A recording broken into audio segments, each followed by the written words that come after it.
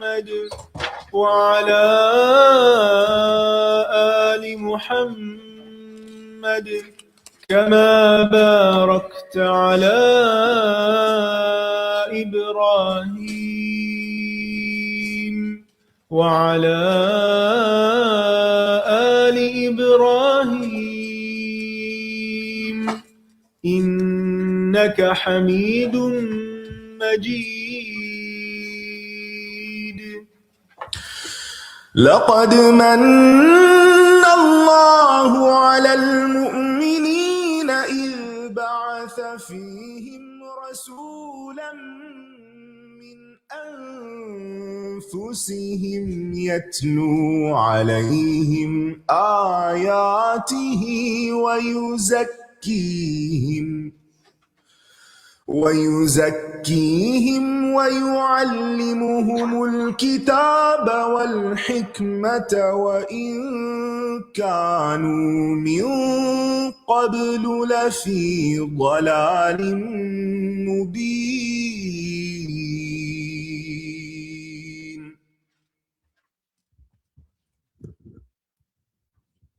السلام علیکم ورحمۃ اللہ وبرکاتہ. کیسے ہیں سب؟ الحمدللہ. الحمدللہ. جی ہاں، قریب بیٹھنے کا بھی اپنا ایک لطف ہے. سوچیں آن لائن سسٹرز کیسا فیل کرتی ہوں گی. پھر بھی کچھ لوگ سوچتے ہیں کہ آن لائن سسٹرز مزے میں ہیں، ان سے اچانک سوال نہیں کیا جاتا، ان سے اچانک ترجمہ نہیں پوچھا جاتا. Is that a disadvantage or advantage? جس کے اوپر اچانک سے آ جائے نا سوال، اس کی خیر ہو جاتی ہے، اس لیے کیونکہ اس کو سوچنا پڑ جاتا ہے. اگر آپ کو پہلے سے تیاری کر کے ہم کہیں کہ اچھا کل تیاری کر کے آئے گا، آپ سے لفظی ترجمہ پوچھیں گے، تو پھر تو تیاری ہو گئی ہے نا. پھر جو اصل سیکھا ہوا ہے وہ سامنے نہیں آیا، پھر وہ سامنے آیا جس کی تیاری کی گئی تھی، ہے نا. تو انجوائے کیا کریں سرپرائز پاپ اپ کوئز کو. ٹھیک ہے انشاءاللہ. اللہ تعالیٰ آسانی فرمائے. چلیں تیار ہیں، آگے پڑھیں. نحمده ونصلي على رسوله الكريم اما بعد فاعوذ بالله من الشيطان الرجيم. بسم الله الرحمن الرحيم. رب اشرح لي صدري ويسر لي امري واحلل عقدة من لساني يفقهوا قولي. رب زدنی علما اللہم فقہنا فی الدین آمین. ابواب الاستسقاء کنٹینیو کریں گے. باب قول النبی صلی اللہ علیہ وسلم نصرت بالصبا. نبی صلی اللہ علیہ وسلم کا یہ فرمانا کہ بعد صبا سے مدد میری کی گئی، تو اس کا کیا معنی ہے؟ یعنی ایک طرف تو ایک حدیث میں آ رہا ہے کہ آپ صلی اللہ علیہ وسلم تیز ہوا چلتی تو آپ پریشان ہو جاتے، اور دوسری طرف آپ نے فرمایا کہ ہوا کے ذریعے میری مدد کی گئی. تو فرق کیا ہے کہ کیا آندھی کا آنا صرف پریشانی کی بات ہے، یا آندھی کا آنا کسی خیر کی بات بھی ہو سکتی ہے؟ تو آپ صلی اللہ علیہ وسلم کی ان دو باتوں میں کنٹرڈکشن نہیں ہے. بات یہ ہے کہ ہم دیکھتے ہیں کہ آپ صلی اللہ علیہ وسلم کو جس ہوا نے مدد دی تھی وہ جنگ احزاب کے موقع پر تھی. آپ نے سورۃ الاحزاب میں یہ پڑھ لیا ہوگا یا پڑھ لیں گے انشاءاللہ کہ آپ کو معلوم ہے کہ اس موقع پہ تقریباً 12,000 لوگوں نے مدینہ کو گھیر لیا تھا. پورے عرب سے لشکر چڑھ آئے تھے اور کافی عرصے تک محاصرہ رہا مدینہ کا. آخر کار ایک ہوا چلی، صبا جسے کہا، آپ صلی اللہ علیہ وسلم نے صبا کا لفظ دیا، اور یہ صبا جو ہے یہ مشرقی ہوا کو کہتے ہیں، یعنی مشرق کی طرف سے چلتی ہے. اور اس کے ذریعے آپ صلی اللہ علیہ وسلم کو مدد دی گئی. وہ ان لوگوں کے تمام خیمے اڑ گئے، بہت بربادی ہوئی، جانور مرنے لگے، ان کی اپنی آنکھوں میں خاک پڑی، جس کے نتیجے میں تلپٹ ہو گیا سب معاملہ اور ان لشکروں کو واپسی کا ارادہ کرنا پڑا. تو اس پر آپ صلی اللہ علیہ وسلم فرماتے ہیں حدثنا مسلم قال حدثنا شعبۃ عن الحکم عن مجاہد عن ابن عباس ان النبی صلی اللہ علیہ وسلم قال، کہ نبی صلی اللہ علیہ وسلم نے فرمایا، کیا فرمایا؟ نصرت بالصبا، کہ مجھے مشرقی ہوا سے مدد دی گئی. وَأُهْلِكَتْ عاد، اور عاد کی جس ہوا نے ہلاک کیا تھا وہ کیا تھی؟ بالدبور، مغربی ہوا تھی. اور ایک اور حدیث سے ہمیں پتہ چلتا ہے آپ صلی اللہ علیہ وسلم نے فرمایا کہ الصبا من الجنہ والدبور من النار. جنت یعنی بھلائی اور فلاح کی طرف اشارہ ہے کہ صبا جو ہے وہ جنتی ہواؤں میں سے ہے، اور دبور جو ہے یہ جہنم کی ہواؤں میں سے ہے، یعنی ہلاکت کی طرف اشارہ ہے. تو قوم عاد جو ہے وہ دبور سے ہلاک ہوئی، یعنی مغرب کی طرف سے آنے والی ہوا کے ذریعے. باب ما قیل فی الزلازل والآیات. اب امام بخاری بارش سے نکل کے ہواؤں اور ہواؤں کے بعد زلزلوں پہ آ جاتے ہیں، بجائے اس کے کہ ایک الگ باب باندھیں اسی کے ساتھ. اور پھر ویسے بھی اس کی مناسبت یہ ہے کہ چونکہ کتاب الصلاۃ ہم پڑھ رہے ہیں تو کس کس موقع پہ نمازیں پڑھنی چاہیے اس کا بھی یہاں پر اشارہ ملے گا. باب ما کیا قیلا کہا جائے فی الزلازل زلزلوں میں، والآیات اور نشانیاں، یعنی قیامت کی نشانیوں میں سے کوئی نشانی نظر آئے. مثال کے طور پر آگے سورج گرہن کی بات آنی شروع ہو جائے گی، اس سے متصل باب ابواب الکسوف ہے. میں نے آپ کو شروع میں بتایا تھا کہ امام بخاری ایک باب اور دوسرے باب میں لنک پیدا کرتے ہیں. جس طرح ہم دیکھتے ہیں کہ قرآن پاک کی ایک صورت دوسری صورت کے ساتھ لنکڈ ہوتی ہے یا آیات میں باہم ربط ہوتا ہے، تو اسی طرح یہ چیز اسی پیٹرن پر یہاں بھی آپ ملاحظہ کر سکتے ہیں. یہ ان کی ایک کوشش تھی کہ ایسا کر سکیں. بہرحال تو یہ ہے کہ بھونچال آ جائے یعنی زلزلہ آ جائے یا کوئی اور ایسی بڑی آفت یا نشانی نظر آئے تو اس موقع پہ کیا کرنا چاہیے. حدثنا ابو الیمان قال اخبرنا شعیب قال حدثنا ابو الزناد عن عبد الرحمن الاعرج عن ابی ہریرہ قال قال النبی صلی اللہ علیہ وسلم لا تقوم الساعة حتى يقبض العلم. آپ صلی اللہ علیہ وسلم نے فرمایا کہ قیامت نہ قائم ہوگی جب تک کہ علم قبض نہ کر لیا جائے، یعنی علم اٹھا لیا جائے گا، جہالت بڑھ جائے گی. وَتَكْثُرَ الزَّلَازِلُ زلزلے کثرت سے آنے لگیں گے. اور ویسے بھی ہم زمین کا جو بیلنس خراب کر رہے ہیں اس کا نتیجہ تو یہی نکلنا ہے نا. وَيَتَقَارَبَ الزَّمَانُ اور زمانہ قریب آ جائے گا، یعنی جلدی جلدی وقت گزرے گا. وَتَظْهَرَ الْفِتَنُ فتنے ظاہر ہونے لگیں گے. وَيَكْثُرَ الْحَرْجُ اور حرج بڑھ جائے گا. وَهُوَ الْقَتْلُ اور حرج کیا ہے؟ قتل و غارت. ہوا القتل وہ قتل ہے، قتل ہے. حَتَّى يَكْثُرَ فِيكُمُ الْمَالِ یہاں تک کہ تمہارے اندر مال کی کثرت ہو جائے گی. فَيَفِيدُ کہ وہ ابل پڑے گا. فاضا یفیز فیضان ابال یعنی طغیانی آ جائے گی مال کی. یہاں پہلے تو امام بخاری حدیث اس لیے لائے کہ پتہ چل جائے کہ ایسا ہونا ایک نیچرل ہے اور طبعی چیز ہے جس کی آپ صلی اللہ علیہ وسلم نے پیشن گوئی کی کہ ایسا ہوگا. اور جب ایسا ہو تو انسان کیا کرے؟ اللہ کو یاد کرے. مراد یہ ہے. آپ نے کیا نشانیاں بتائیں قیامت کی کہ لا تقوم الساعہ قیامت نہیں آئے گی یہاں تک کہ علم اٹھا لیا جائے. اور اس کی وضاحت آپ پیچھے پڑھ چکے ہیں کہ آپ نے کیا فرمایا کہ علم کیسے اٹھا لیا جائے گا کہ اہل علم اٹھا لیے جائیں گے. علم اہل علم کے اٹھ جانے سے اٹھ جائے گا اور پھر اس کے بعد جاہل لوگ باقی رہ جائیں گے جو لوگوں کی رہنمائی کریں گے، خود بھی گمراہ ہوں گے، دوسروں کو بھی بھٹکائیں گے. اور اس کی کافی علامات ہم اپنے دور میں دیکھ سکتے ہیں. فَضَلُّوا وَأَضَلُّوا خود بھی گمراہ ہوں گے، دوسروں کو بھی کریں گے، بغیر علم کے فتوے دیں گے. وَتَكْثُرُ الزَّلَازِلُ زلزلے کثرت سے آنے لگیں گے. وَيَتَقَارَبُ الزَّمَانُ زمانہ قریب قریب ہو جائے گا یعنی وقت جلدی گزرے گا. ایک اور حدیث میں آتا ہے، یہاں نہیں ہے بخاری میں لیکن ایک اور جگہ پر آتا ہے کہ آپ نے فرمایا سال مہینوں میں گزرنے لگیں گے، مہینے ہفتوں میں، ہفتے دنوں میں. اور آپ یہ چیز اپنی زندگی میں محسوس کر سکتے ہیں. ایون ہم اگر سوچیں اپنے بچپن کی گرمیوں کو اور اب کی گرمیاں، تو بچپن میں یوں لگتا تھا جیسے بہت لمبے عرصے کے لیے گرمیوں کا موسم آ جاتا ہے اور لمبے لمبے دن ہوتے ہیں. لیکن اب تو گرمی ہو یا سردی ہو وقت کا کچھ اندازہ ہی نہیں ہوتا. ایک اور چیز بھی آپ ملاحظہ فرمائیں کہ حضور صلی اللہ علیہ وسلم کے دور میں، پھر صحابہ کرام کے، پھر اس کے بعد ائمہ کرام کے، حتیٰ کہ بخاری کے بارے میں بھی آپ کو میں نے بتایا تھا کہ امام بخاری جب اپنی کتاب کو مکمل کر چکے تو ان سے صرف امام بخاری سے 90,000 لوگوں نے یہ کتاب سنی تھی. صرف خود ان سے 90,000 لوگوں نے. کوئی مائک نہیں، کوئی اسپیکر نہیں، کوئی ویڈیوز نہیں، کوئی اور ٹرانسمیشن کا انتظام نہیں، یعنی پرسن ٹو پرسن یہ کام ہو رہا ہے اور 90,000 لوگ یہ کام کر رہے ہیں. ہم اپنی زندگیاں بھی کھپا دیں تو 90,000 کو نہ سنا سکیں، باوجود اس کے کہ یہ سب کچھ موجود ہے اور کیسٹس کے ذریعے بھی کہاں کہاں تک بات پہنچ جاتی ہے. ایون دین ہم 90,000 کو نہیں سنا سکتے. کیوں؟ ہمارے وقت میں برکت ہی نہیں رہی. اور دوسری طرف میڈیا وہ ہمارے ہاتھ میں ہی نہیں، اس کے لیے ہم نے کبھی کوئی کوشش ہی نہیں کی کہ ہم بھی کوئی ترقی کریں اور ہم بھی کوئی کام کریں. مسلمان ہونے کی حیثیت سے بات کری، میں اپنی اور آپ کی صرف نہیں کر رہی. اب جن لوگوں کے ہاتھ میں میڈیا وہ تو 1 سیکنڈ میں کہاں بولتے ہیں اور کہاں تک ساری دنیا میں بات اپنی پھیلا دیتے ہیں. لیکن جو علم نافع ہے کیا وہ اتنی ہی رفتار سے پھیل رہا ہے جس رفتار سے علم غیر نافع پھیل رہا ہے؟ نہیں پھیل رہا. تو وہ کیا ہوگا؟ جو علم نافع ہے وہ اٹھا لیا جائے گا. ظاہر ہے کہ لوگوں کی توجہ بھی نہیں رہے گی، دلچسپی بھی نہیں رہے گی، کوشش بھی نہیں رہے گی، کوئی اس کام کے لیے محنت کرنے والا نہیں رہے گا. ظاہر ہے کیوں اپنا وقت ضائع کریں؟ آپ اسی 1 سال میں کوئی اور کام کیوں نہ کر لیں، کوئی اور ڈگری ڈپلوما کر لیں جس سے آپ کو بہت اچھی کوئی جاب مل سکتی. آپ اپنا وقت یہاں آ کے کیوں گنوائیں؟ ایسا ہی تو ہو رہا ہے. ہماری اکثریت یہی کچھ تو کر رہی ہے. اور اگر دین کسی کے لیے رہ گئے تو وہ صرف اس طبقے کے لیے جس کو اور دنیا کا کوئی کام کرنا نہ آئے. وہ کیا کریں پھر؟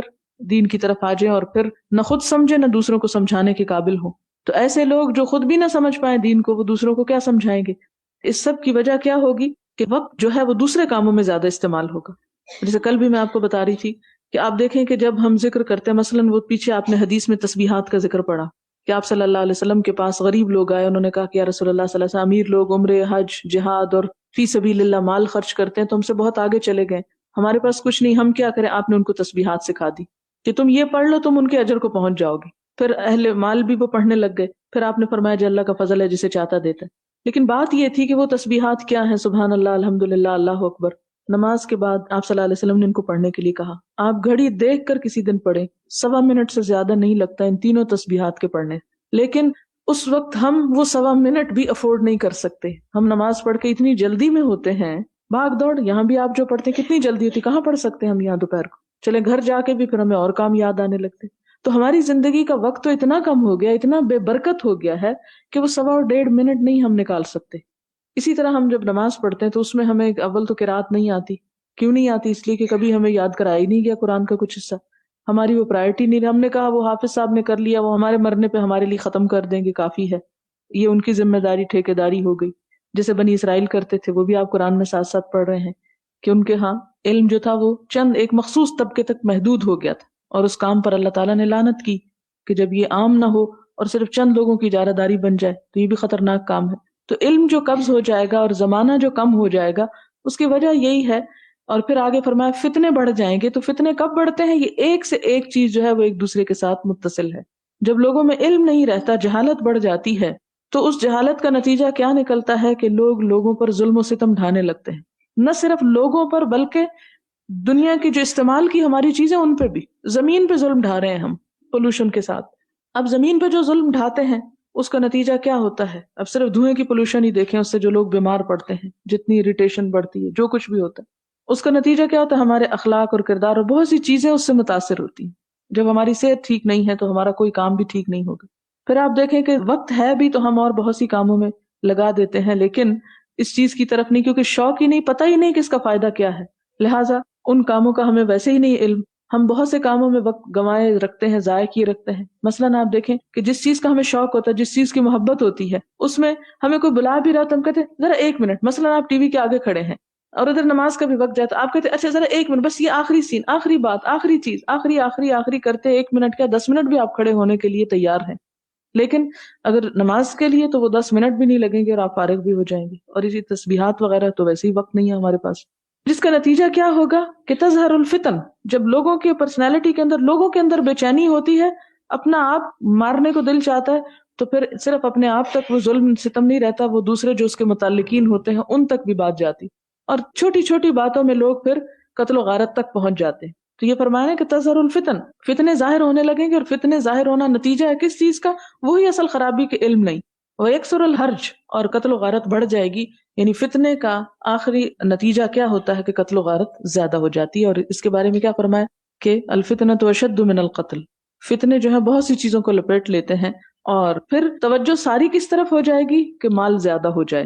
اور آپ نے فرمایا حتی یکثر فیکم المال فیفید، تم لوگوں میں مال بہت آ جائے. اور اس میں بھی آپ دیکھیں کہ بحیثیت مجموعی امت مسلمہ جتنی مالدار اب ہے، تیل کے نکلنے سے، سونے کی کانیں نکلنے سے، اور بہت سی چیزیں نکلنے سے، یہ مال اس سے پہلے کبھی نہیں تھا تاریخ میں اتنا زیادہ. جب تھا بھی تو تقسیم ہوتا تھا، سب مالدار ہوتے تھے. یہ نہیں ہوتا تھا کہ کچھ مالدار ہیں کچھ غریب ہی بیٹھے ہوئے ہیں. اور اگر ہم اپنے ملک کی طرف بھی دیکھیں، اپنے حالات کی طرف بھی دیکھیں، تو آپ دیکھیں گے کہ روز بروز مالدار ہیں، اور جو غریب ہیں وہ غریب تر ہوتے چلے جا رہے ہیں. اور پھر فرمایا کہ اتنا ہو جائے گا کہ ابل پڑے گا. ایک اور روایت میں آتا ہے کہ آپ صلی اللہ علیہ وسلم نے فرمایا میں اپنی امت کے بارے میں کسی چیز سے اتنا خوف زدہ نہیں ہوں جتنا میں اس بات سے کہ میری امت مال کے فتنے میں مبتلا ہو جائے گی. شدید ترین فتنہ ہے امت کے لیے مال کا، کہ جس کو پا کر اپنے ہی خون جو ہے وہ سفید ہو جائیں گے، اور ایک دوسرے کے حقوق کا لحاظ نہیں رکھیں گے، اور دوسروں کی ضروریات جو ہیں ان کو نظر انداز کر دیں گے. تو یہ والآیات سے مراد یہاں پر یہ نشانیاں ہیں جو قرب قیامت میں ظاہر ہوں گی. تو ایسی صورت میں انسان کو ان فتنوں سے اور ان تمام چیزوں سے بچنے کے لیے ضروری ہے کہ اپنا تعلق اللہ تعالیٰ سے مزید مضبوط کرے. اگلی حدیث ہے حدثني محمد بن المثنى قال حدثنا حسين بن الحسن قال حدثنا ابن عون النافع عن ابن عمر قال اللهم بارك لنا في شامنا. آپ صلی اللہ علیہ وسلم نے دعا کی کہ اے اللہ ہمارے شام میں برکت ڈال. شام کا میں تفسیر پہلے بتا چکی ہوں، 4 مشہور علاقے ہیں. تو آپ نے شام کے لیے دعا کی. وفی یمننا، اور یمن کے لیے، یمن دائیں طرف، شام بائیں کو کہتے ہیں اور یمن دائیں کو، یعنی مدینہ میں جو دائیں طرف کا علاقہ تھا یمن، اور بائیں طرف کا جو تھا وہ شام. پھر کیا فرمایا؟ قال قالوا، لوگوں نے عرض کیا، وفی نجدنا، کہ ہمارے نجد میں بھی. فقال، راوی کہتے ہیں قال، آپ نے فرمایا، اللہم بارک لنا فی شامنا وفی یمننا، اللہ ہمارے شام اور یمن میں برکت ڈال. قال، راوی کہتے ہیں قالوا، لوگوں نے کہا، وفی نجدنا، یعنی آپ نے صرف 2 ہی الفاظ فرمائے تو لوگوں نے کیا ایک اور بڑھایا. قال قال هناك الزلازل والفتن، آپ نے دعا نہیں کی، آپ نے فرمایا وہاں بہت زلزلے آئیں گے اور فتنے ہوں گے. وَبِهَا يَطْلُعُ قَرْنُ الشَّيْطَانِ، اور وہیں سے شیطان کا گروہ، قرن قرین ساتھی گروہ، شیطان کی پارٹی نکلے گی، یعنی شیطانی لوگ وہاں سے اٹھیں گے. اب یہاں پر اشارہ کس کی طرف ہے؟ مشرقی ممالک کی طرف. اور اس میں کون کون آتے ہیں ذرا نقشے پہ دیکھ لیں، آپ بھی شامل ہیں. ہم نماز کس طرح منہ کر کے پڑھتے ہیں؟ مغرب کی طرف یہاں سے. تو وہاں جا کے ہم کدھر کو آ گئے؟ اور یہ نہیں کہ کسی ایک خاص ملک یا اس کی طرف اشارہ ہے، یعنی مشرقی حصے کی طرف اشارہ ہے کہ وہاں بہت فتنے ہوں گے. اور ویسے میں جب تاریخ پڑھتی ہوں تو مجھے یوں محسوس ہوتا ہے کہ آپ صلی اللہ علیہ وسلم کے زمانے کے فوراً بعد بھی جو فتنے تھے وہ زیادہ تر اسی طرف کو اٹھے. اور اس کے بعد بھی آپ دیکھیں کہ مثال کے طور پر جتنے بڑے بڑے فرقے اور خاص طور پہ اس آخری حصے میں اٹھے ہیں وہ اسی علاقے میں اٹھے، بر صغیر کی طرف. قادیانیت، بہائیت، بابیت، اور اس کے علاوہ بھی بہت سے فتنے. مثلاً آپ دیکھیں کہ دنیا میں پہلی مرتبہ جو انکار ہوا حدیث کا وہ بھی اسی علاقے سے اٹھا. تو ایک نہیں کئی ایک فتنے ہیں جو ان علاقوں کی طرف. اور جب آپ نے ایک ڈائریکشن کی طرف اشارہ کیا تو اس میں وہ کوئی ایک مخصوص شہر یا علاقہ یا ملک نہیں، بلکہ یعنی مجموعی طور پر. یعنی اس کا یہ مطلب نہیں کہ شام یا یمن میں کوئی فتنہ یا کوئی ایسی بات نہیں ہوگی، وہاں بھی ہوگی، لیکن اس طرف کثرت سے رہے گا یہ کچھ. یہ پیشن گوئی آپ کو وحی کے ذریعے بتائی گئی کہ اس طرف کے لوگ جو ہوں گے وہ زیادہ جذباتی ہوں گے، فتنے اٹھاتے رہیں گے. یہ کتاب الفتن آگے آتی ہے، اس میں مزید اس کی وضاحتیں ہوں گی انشاءاللہ موقع ملا تو. باب قول اللہ تعالی وتجعلون رزقکم انکم تکذبون قال ابن عباس شکرکم. اللہ تعالیٰ کا فرمانا کہ اور تم اپنا حصہ یہ بناتے ہو کہ تم اس کو جھٹلاتے ہو، یعنی اللہ تعالیٰ کو جھٹلاتے ہو. یعنی انسان کو اللہ تعالیٰ کا تو شکر ادا کرنا چاہیے، اور تم کیا کرتے ہو کہ شکر کی بجائے اس کی نافرمانی ناشکری کرتے ہو. اور ابن عباس نے رزقکم کا کیا ترجمہ کیا؟ شکرکم، یعنی تم اپنے شکر کی جگہ کیا کرتے ہو؟ تکذیب کرتے ہو. حدثنا اسماعیل قال حدثني مالک عن صالح بن کیسان عن عبید اللہ بن عبد اللہ بن عتبۃ بن مسعود عن زید بن خالد الجہنی انہ قال صلی لنا رسول اللہ صلی اللہ علیہ وسلم، کہ نماز پڑھائی ہم کو رسول اللہ صلی اللہ علیہ وسلم نے صلاۃ الصبح بالحدیبیۃ، صبح کی نماز حدیبیہ میں، علی اثر سماء کانت من اللیلۃ، آسمان کے نشان پر جو رات کو ہو چکا تھا، یعنی آسمان سے کچھ برسا تھا، مراد ہے بارش. فلما انصرف النبی صلی اللہ علیہ وسلم، جب نبی صلی اللہ علیہ وسلم نے سلام پھیرا، اقبل علی الناس، تو لوگوں کی طرف رخ کیا، فقال، فرمایا، هل تدرون ماذا قال ربکم، کیا تم جانتے ہو کہ تمہارے رب نے کیا کہا ہے؟ قالوا اللہ ورسولہ اعلم. صحابہ کرام کا طریقہ یہ تھا کہ عموماً اپنے پاس سے کیا سرائیاں اور طرح طرح کی رنگ رنگ باتیں کرنے کی بجائے یہی کہہ دیا کرتے تھے کہ اللہ تعالیٰ اور اس کا رسول ہی بہتر جانتے ہیں. اور دوسری وجہ یہ بھی تھی کہ اگر جانتے بھی ہیں تو ذرا آپ کے منہ سے کچھ اور شاید ہمیں زیادہ بہتر چیز معلوم ہو جائے. اس لیے عموماً یہ ہمیں انداز ملتا ہے کہ وہ جواب میں کہا کرتے تھے اللہ و رسولہ عالم، کہ زیادہ تو اللہ اور اس کے رسول ہی کو پتا ہے، ہمارا جاننا کیا حقیقت رکھتا ہے. قال اصبح من عبادی مؤمن بی وکافر، میرے بندوں میں سے صبح کی کسی نے مومن کی حیثیت سے اور کسی نے کافر کی حیثیت سے. فاما من قال مطرنا بفضل اللہ ورحمتہ، جس نے یہ کہا کہ ہم پر اللہ کی رحمت اور فضل سے بارش ہوئی، فذلک مؤمن بی، ایسا شخص تو میرے اوپر ایمان لانے والا ہے. کافر بالکوكب، وہ ستاروں کا کفر کرنے والا ہے. اما من قال مطرنا بنوع کذا و کذا، اور جس نے یہ کہا کہ فلاں فلاں ستارے کی وجہ سے بارش ہوئی،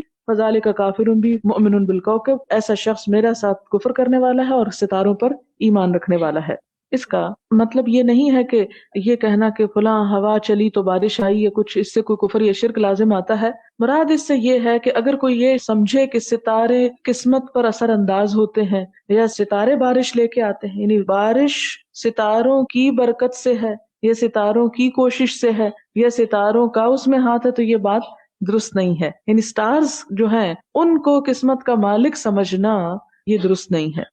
کہتے ہیں نا فلاں اس پہ اثر انداز ہوگا، فلاں اس پہ اثر انداز ہوگا. نہیں، کوئی چیز بھی اللہ کے حکم کے بغیر اثر انداز نہیں ہو سکتی، نہ قسمتوں پہ نہ کسی اور چیز پہ. اور اس چیز کا یعنی اگر ویسے انتظار کیا جائے کہ جیسے عموماً آپ دیکھیں کہ جیسے خاص مخصوص ایریے کی طرف سے بادل آئیں تو لوگ اندازہ لگا لیتے ہیں کہ ادھر سے جب بادل آتے ہیں تو بارش ہوتی ہے، تو یہ تجربے اور مشاہدے پر ہے. اس کا یہ مطلب نہیں کہ ان بادلوں میں کوئی کرامت سمجھتے ہیں کہ یہ برسنے لگے ہیں ہم پہ، وہ یہی سمجھتے ہیں کہ اللہ تعالیٰ کی رحمت ہونے لگی ہے ہم پہ۔ باب لا یدری متی یجیء المطر الا اللہ تعالیٰ، باب نہیں کوئی جانتا کہ کب آئے گی بارش سوائے اللہ تعالیٰ کے۔ وقال ابو ہریرہ عن النبی صلی اللہ علیہ وسلم، اور حضرت ابو ہریرہ حضور صلی اللہ علیہ وسلم سے روایت کرتے، خمس لا یعلمہن الا اللہ، 5 چیزیں جنہیں اللہ کے سوا کوئی نہیں جانتا۔ حدثنا محمد بن یوسف قال حدثنا سفیان عن عبد اللہ بن دینار عن ابن عمر قال قال رسول اللہ صلی اللہ علیہ وسلم کہ آپ صلی اللہ علیہ وسلم نے فرمایا، مفتاح الغیب خمس، غیب کی کنجیاں 5 ہیں، لا یعلمها الا اللہ، جنہیں اللہ کے سوا کوئی نہیں جانتا۔ لا یعلم احد ما یکون فی غد، نمبر 1 کوئی نہیں جانتا کہ کل کیا ہوگا، کل کا علم کسی کے پاس نہیں۔ ولا یعلم احد ما یکون فی الارحام، کوئی نہیں جانتا کہ رحموں میں کیا ہے۔ ولا تعلم نفس ماذا تکسب غدا، کوئی نہیں جانتا کہ کوئی انسان کل کیا کام کرے گا۔ وما تدری نفس بأی ارض تموت، اور کوئی نہیں جانتا کہ کس زمین پہ انسان مرے گا۔ وما یدری احد متی یجیء المطر، کوئی نہیں جانتا کہ بارش کب آئے گی۔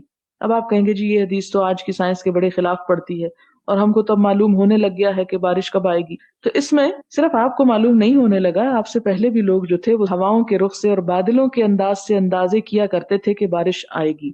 اور اب بھی آپ دیکھیں کہ بعض اوقات آپ کو محکمہ موسمیات کی پیشن گوئی کا نہیں معلوم ہوتا، ٹھنڈی ہوا آتی تو آپ کہتے ہیں لگتا ہے بارش آئے گی، تو ایک اندازہ لگا لے تو اور بارش ہو جاتی ہے۔ تو اس کا یہ مطلب نہیں کہ آپ کو غیب کا علم ہو گیا، اس کا مطلب یہ ہے کہ آپ نے اپنے گزشتہ علم اور لوگوں کے گزشتہ علم کو بنیاد بنا کر تجربے یا مشاہدے کی بنیاد پہ آپ نے ایک قیافہ یا ایک اندازہ یا قیاس قائم کر لیا، تو اس سے غیب کے علم کی بات نہیں آتی۔ دوسری بات یہ ہے کہ جو کچھ آپ کو محکمہ موسمیات والے بتاتے ہیں وہ بھی ایک اندازہ لگاتے ہیں اور یہی کہتے ہیں کہ بارش کا امکان ہے، یہ نہیں کہتے بارش ضرور ہوگی۔ مجھے اچھی طرح یاد ہے، یہ شاید 86 کی بات ہے یا 7 کی، مجھے ڈیٹس پوری طرح یاد نہیں، جب میں برطانیہ میں تھی، اور اس وقت ایک مرتبہ ایسا ہوا کہ رات کو پیشن گوئی ہوئی کہ کوئی بارش کا امکان نہیں، اور صبح بڑے بڑے درخت گرے پڑے تھے اور لوگوں کی چھتیں اڑی پڑی تھی اور بہت تباہی ہوئی تھی۔ اور اگلا سارا دن جو نیوز تھی اس میں بار بار پیشن گوئی کرنے والے وہ چارٹ لے کے آتے تھے اور وہی اسکرین دکھاتے تھے کہ کیسے محکمہ موسمیات جس پہ ہم کروڑوں پاؤنڈ خرچ کرتے ہیں اس نے اتنی غفلت کیوں برتی اور ایسی غلط خبر کیوں دی اور ایسا کیوں کہا اور ویسا کیوں۔ اس وقت تو میرے پاس کوئی انتظام نہیں تھا، ورنہ میں وہ ویڈیو تیار کر لیتی آیت اور اس حدیث کو ایکسپلین کرنے کے لیے، کہ باوجود اس کے کہ بہت ایکوریٹ بعض اوقات معلومات ہوتی ہیں، بہت ایکوریٹ مشاہدات ہوتے ہیں، اور وہ بھی انسان کے بغیر کسی سبب یا ذریعے کے علم غیب پر مبنی نہیں ہوتے، بلکہ مشینوں کے ذریعے، آلات کے ذریعے، سیاروں کے ذریعے وہ ہواؤں کے آنے جانے کے رخ کو سامنے رکھتے ہوئے گزشتہ تجربے کی بنیاد پہ بتاتے ہیں کہ بارش ہوگی یا نہیں ہوگی، اور وہ بھی امکانی بات بتاتے ہیں، اور اس میں بھی بہت دفعہ غلطی کا امکان ہوتا ہے۔ تو اس سے یہ نہیں ثابت ہوتا کہ آپ صلی اللہ علیہ وسلم نے اگر یہ فرمایا تو غلط فرمایا، اس کا مطلب یہ ہے کہ حقیقی علم اللہ ہی کو پتا ہے۔ انسان اگر کسی ذریعے سے وہ علم حاصل کر بھی لیتا ہے تو اس کا کیا ہے کہ یقینی بات نہیں ہے اس کے پاس۔ پھر اسی طرح رحموں میں کیا ہے، تو اب کوئی غیب سے تو آپ کو نہیں بتا سکتا جب تک آپ مشین نہ لگائیں، اور مشین بھی بعض اوقات غلط بتاتی۔ تو یہ اسی وقت پریشانی ہوتی کہ جب ہم اپنے علم کو علم یقین قرار دے دیتے ہیں، جبکہ وہ علم یقین نہیں ہوتا، وہ علم انسان ہی ہوتا، اور انسان خطا کا پتلا ہے، اور انسان کی کوششیں باوجود بہت بہترین ہونے کے بہرحال ناقص ہی ہوتی ہیں، یا اس میں غلطی کا امکان موجود ہوتا ہے۔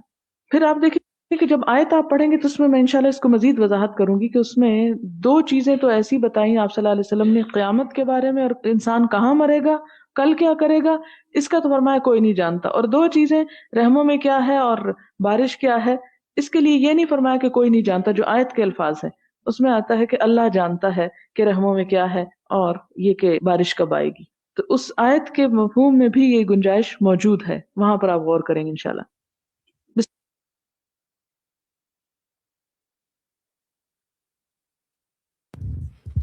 جی، کوئی پوائنٹ نوٹ کیا آپ نے جو آج کی بات میں نیا تھا؟ پہلی ہی حدیث میں، حدیث نمبر 1035، باب قول النبی صلی اللہ علیہ وسلم نصرت بالصبا، کیا پتہ چلا؟ ہوا 2 طرح کی ہے، بالکل، الحمدللہ۔ صبا نام بھی رکھتے ہیں نا لوگ، تو سب کو یہ نہیں پتا ہوتا، کہ کہتے ہیں ہاں صبا اچھی ہوا ہے یا ٹھنڈی ہوا ہے، لیکن نیسیسریلی یہ جو من الجنہ والی بات ہے یہ اتنی عام علم میں نہیں ہے، الحمدللہ۔ اور نصرت بالصبا، نبی صلی اللہ علیہ وسلم نے یہ کیوں کہا کہ میری مدد کی گئی، کہ جیسا کہ بالکل آپ دیکھیں کہ ویدر ریلیٹڈ جو چینجز ہیں، جو نیچر کے ذریعے ایک دم سے حالات کی تبدیلی ہوتی ہے، وہ انسانوں کے بس میں ہے نہیں، ممکن نہیں ہے نا. تو جنگی حالات کا بدل جانا تو چلے اس دور میں ہوا. آج آپ کے اور ہماری زندگی میں عام طور پہ جنگی حالات نہیں پیش آتے، لیکن ہواؤں کے ذریعے، موسموں کی تبدیلی کے ذریعے بعض اوقات ہمارے اپنے یعنی جو پلانز ہیں دھرے کے دھرے رہ جاتے ہیں کمپلیٹ. آپ دیکھیں کہ یہ جو ریسنٹ سٹارم آیا، اس کے ساتھ ابھی سٹی لائف کتنی امپیکٹ ہوئی ہے. ابھی الحمدللہ کہ چلیں کچھ ٹریفک نارمل بحال ہو گئی ہے، لیکن ابھی تک بہت سے لوگوں کے بہت سے مسائل ہیں جو اٹکے ہوئے ہیں. کیونکہ یہ موسموں کا چینج اور ہواؤں کے ذریعے یہ سب کچھ ہوتا ہے. تو اتنا زیادہ یعنی ہیومن لائف پہ اتنا اسٹرانگ اس کا امپیکٹ ہے. جیسا کہ پہلے یہ آیا کہ عاد کو دبور کے ذریعے تباہ کر دیا گیا، ایک قوم کا تباہ کر دیا جانا، اور صرف ایک انویزیبل ہوا کے ذریعے.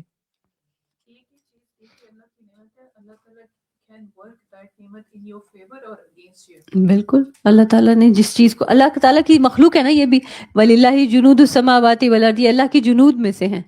تو جب وہ فائدہ پہنچانے والی جنود ہو تو وہ صبا ہے، اور جو فائدہ نہیں پہنچا رہی، نقصان دینے والی ہیں، تو پھر وہ دبور ہے. ٹھیک ہے الحمدللہ. پھر یہ جو زلزلوں والی حدیث ہم نے اس حصے میں پڑھی. اب باب الاستسقاء چل رہے ہیں. زلزلہ اور استسقاء سے کیا ریلیشن ہے، کیوں یہاں پہ امام بخاری یہ لے کر آئے؟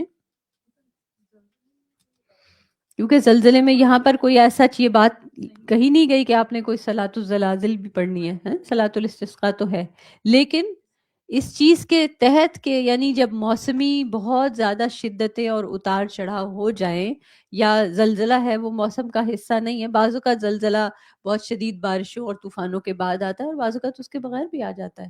تو دراصل کرنا کیا ہے، رجوع پھر بھی اللہ تعالیٰ کی طرف ہی کرنا ہے. ٹھیک ہے، گو کہ یہ کہ مسنون نماز اس کی نہیں الگ سے بتائی گئی، لیکن انسان خوف کی حالت میں، پریشانی کی حالت میں، یا کسی کو اور کو بھی نقصان میں دیکھے تو اللہ تعالیٰ کی طرف رجوع کرے، یہ اہم بات ہے. ٹھیک، اس کے علاوہ آپ میں سے کسی نے کوئی چیز نوٹ کی؟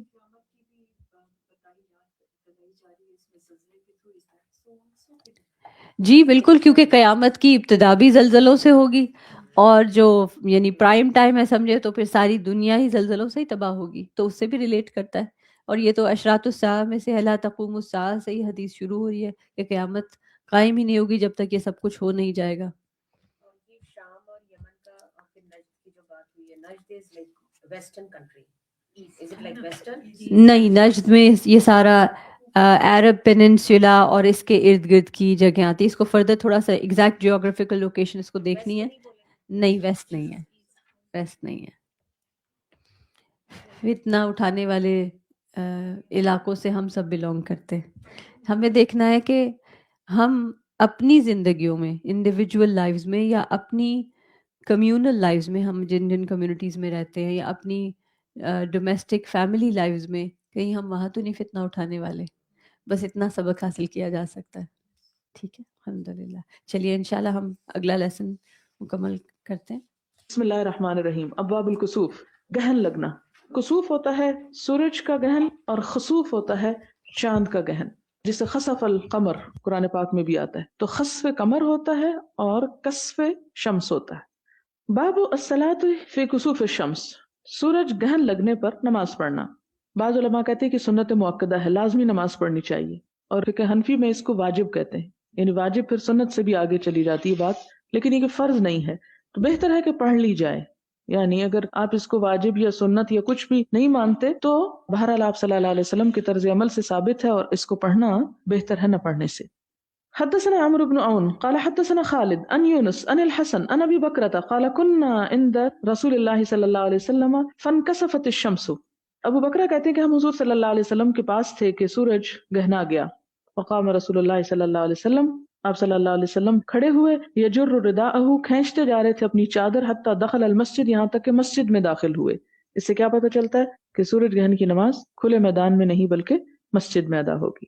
فصلی بنا رکعتین، تو آپ نے ہم کو 2 رکعتیں پڑھائیں، حتی انجلت الشمس یہاں تک کہ سورج صاف ہو گیا، چھٹ گیا. فقال النبی صلی اللہ علیہ وسلم، تو آپ صلی اللہ علیہ وسلم نے فرمایا، ان الشمس والقمر لا ينکسفان لموت احد، کہ سورج اور چاند کسی کی موت کے لیے نہیں گہناتے. فاذا رأیتموها، جب تم ان کو دیکھو یعنی گہن لگ گیا ہے، فصلو تو کیا کر لو، نماز پڑھ لو، ودعو اور دعا کر لیا کرو، حتی ینکشف ما بکم یہاں تک کہ کھل جائے تم پر جو تم پہ آ گیا، یعنی سورج روشن ہو جائے۔ اصل بات یہ ہے کہ ہوا یہ تھا کہ حضور صلی اللہ علیہ وسلم کے بیٹے حضرت ابراہیم کی وفات ہوئی، اس کے بعد سورج گہن لگا، تو لوگوں نے اس وفات کو اس گہن سے ریلیٹ کر لیا کہ اس کی وفات پر اتنا غم ہوا کہ سورج بھی گہنا گیا۔ تو یہاں جیسے وہ پیچھے ستاروں کی بات ہے کہ ستارے قسمتوں پہ اثر انداز نہیں ہوتے، یہاں یہ بھی بتایا گیا کہ سورج کا گہن لگنا کسی کے لیے نفع یا نقصان کی بات نہیں ہوتی، یہ اللہ کی نشانیوں میں سے ایک نشانی ہے۔ اور آپ دیکھیں کہ دور جاہلیت اور اب بھی جاہل لوگ یہی کچھ سمجھتے ہیں، اور عموماً کہتے ہیں کہ اگر چاند گہن لگ گیا تو تختہ الٹ جائے گا، اور سورج گہن لگ گیا تو یہ نقصان ہو جائے گا۔ نقصان اور اس کا باہم تعلق نہیں ہے، اصل کیا ہے کہ اللہ کی نشانی۔ اور آپ کو معلوم ہے کہ اب تو اس کے اسباب بھی بتا دیے گئے ہیں کہ کب لگتا ہے سورج گہن، جب زمین اور سورج کے عین بیچ میں چاند کا سایہ آ جاتا ہے، یعنی پھر وہ سورج کو چھپا جاتا ہے۔ اور اس میں آپ غور کریں کہ سورج کتنا بڑا ہے اور چاند کتنا چھوٹا ہے اس کے مقابلے میں، اور چھوٹا سا چاند بڑے سے سورج کو چھپا لیتا ہے ایک خاص اینگل پہ آ کے۔ تو اس سے کیا پتہ چلتا ہے کہ بعض اوقات آپ بہت روشن اور بہت نیک اور بہت اچھے ہو سکتے ہیں، لیکن چھوٹی سی غلطی آپ کو گہنا سکتی ہے۔ اور آپ دیکھیں کہ سفید کپڑے میں چھوٹا سا داغ جو ہے وہ بھی بڑا نمایاں ہو جاتا ہے۔ تو اس لیے انسان بڑے عرصے تک اچھے کام کرتا ہے تو کوئی قدر نہیں کرتا، اور چھوٹی سی غلطی کرتا ہے تو سارے لوگ ساری نیکی کو بھول کے بس اس غلطی کو پکڑ کے بیٹھ جاتے ہیں۔ یہ ویسے ایک سائڈ سے لیسن ہمیں اس سے ملتا ہے، حدیث میں نہیں لکھا ہوا۔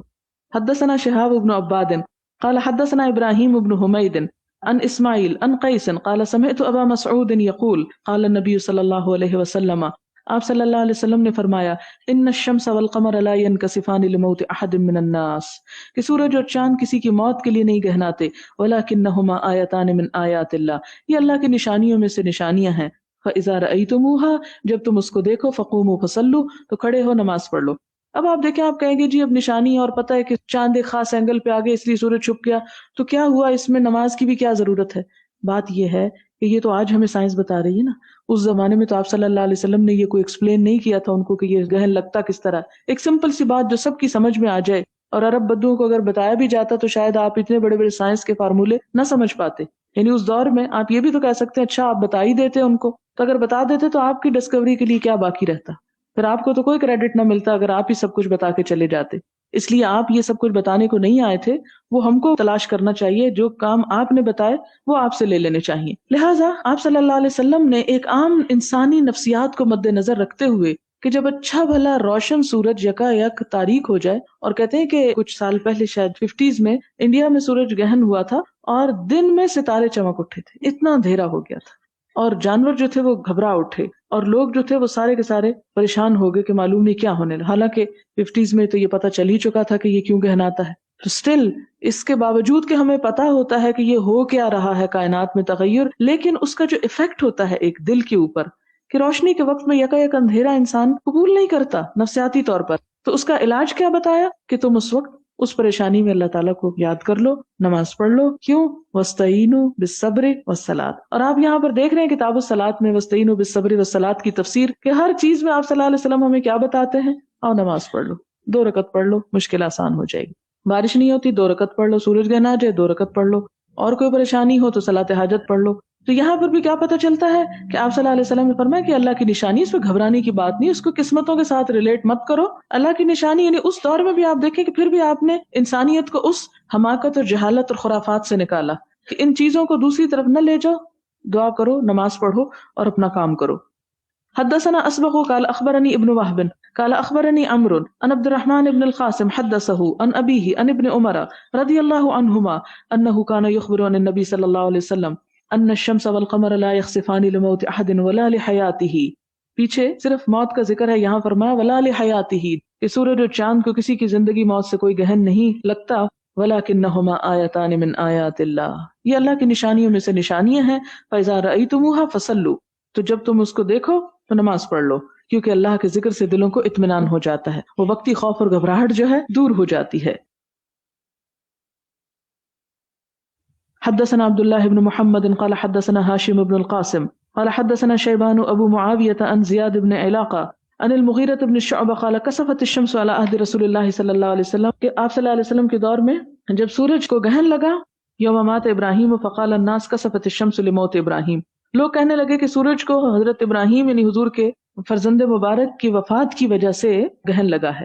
فقال رسول اللہ صلی اللہ علیہ وسلم، تو آپ صلی اللہ علیہ وسلم نے فرمایا ان الشمس والقمر لا ينكسفان لموت احد ولا لحیاته، کہ سورج اور چاند کو کسی کی زندگی موت سے کوئی گہن نہیں لگتا۔ فاذا رأيتم فصلوا وادعوا اللہ، جب تم ایسا دیکھو تو کیا کرو، نماز پڑھ لیا کرو اور اللہ تعالیٰ سے دعا کر لیا کرو۔